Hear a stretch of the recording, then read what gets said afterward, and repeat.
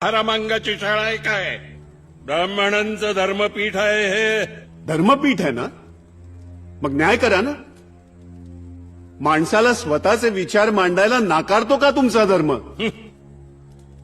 धर्मावर चर्चा करायची तुझी पात्रता आहे का? पात्रता नसताना सरकारी दक्षिणा पदरात पाडून घेण्याचा अधिकार कोणी दिला तुम्हाला? आमच्याच पीठासनावर येऊन आम्हाला आमचेच अधिकार शिकवतोस? मारा या शूद्राला.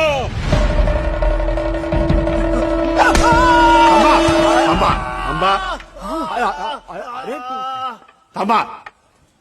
बंडू नाना शास्त्री,